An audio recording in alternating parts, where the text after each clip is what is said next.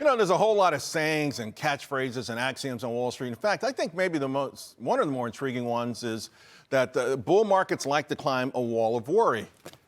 There's always something to worry about. It's nuts, right? I mean, right now it's the AI bubble. But look at this. This is from the recent Bank of America, survey. So you got AI worries at the top. The bubble is huge, followed by bond yields and inflation way down there. By the way, the trade war, dollar debasement, they've almost slipped off the page. And earlier this year, remember when it was the end of American exceptionalism?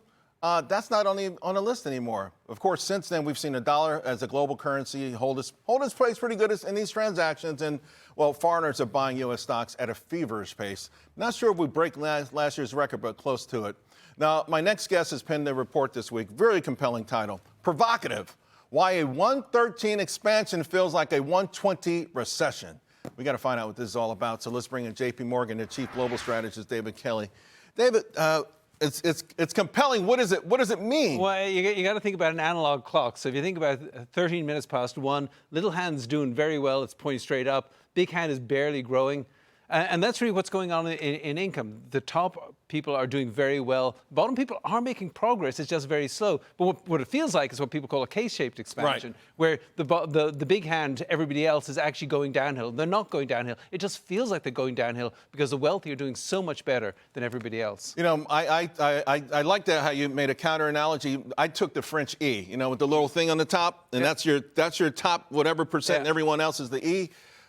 But people, I saw Indeed, a chart from Indeed, and they had hourly wages and inflation. And according to them, inflation is growing slightly more than hourly wages. So people maybe aren't doing that well. Well, that's over the last few years, it has still been the case. The wages have been growing a little bit more than inflation. But you're right to worry about it. And I think that's one of the things that's going on right this quarter, because we're seeing a little slippage in terms of wage growth. But we're also seeing, those tariff increases. Yes, the tariff rates come down since the start of the year, or since the middle of the year, and that's good.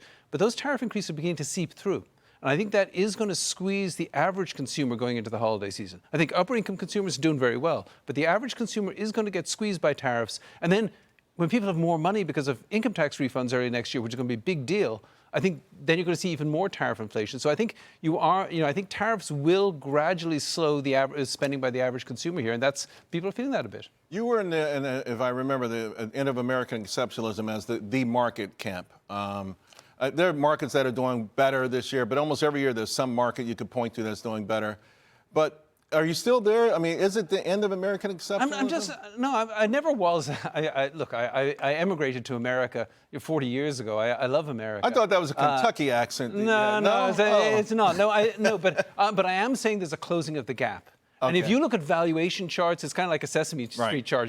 One of these dots is not like the others. U.S. valuations are so high relative to everybody else that it just makes sense to have some money overseas and not just here in the United States. But outside of China, maybe India, from a fundamental point of view, okay, I understand like a reversion to the mean, that kind of stuff, but I just don't see it. I've kind of given up on Europe, to be honest with you. And I like what they're doing in the Middle East in terms of trying to be aggressive. They know they're going to run out of oil or something one day. Let me pivot back here, though, for a moment, because the Federal Reserve, I think one of the reasons this market turned today was because, more chatter about the Federal Reserve. I think Morgan Stanley says December's off the table. We've heard from Goolsbee today. We heard from, I think, Lisa Cook today.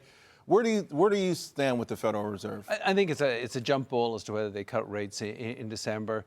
Overall, we think they will cut 2 or 3 times between now and the end of next year. But honestly, I don't think they should. And the reason for that is it won't stimulate the economy.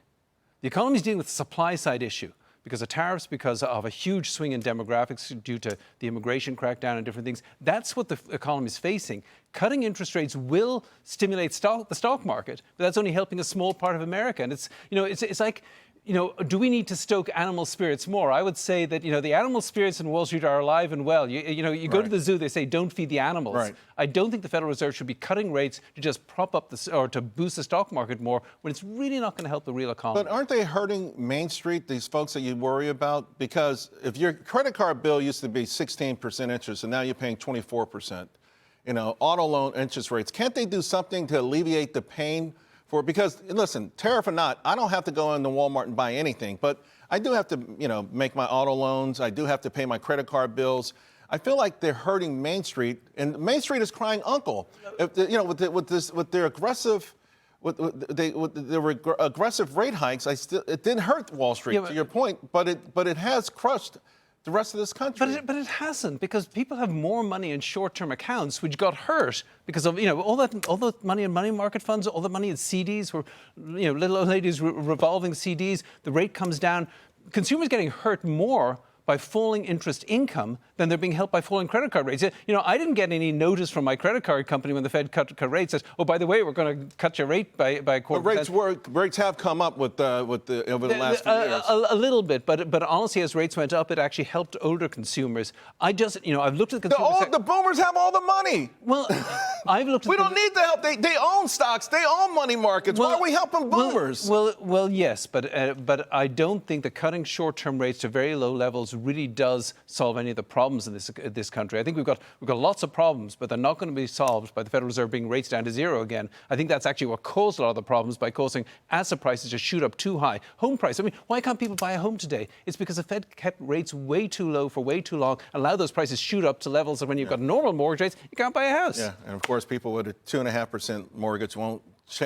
Well, they can't now. They're stuck. Yeah, exactly. David, I wish we had more time. Keep writing these pieces. They're always provocative, and I love them. Thanks a lot. Anytime, Charles. Appreciate Thank you.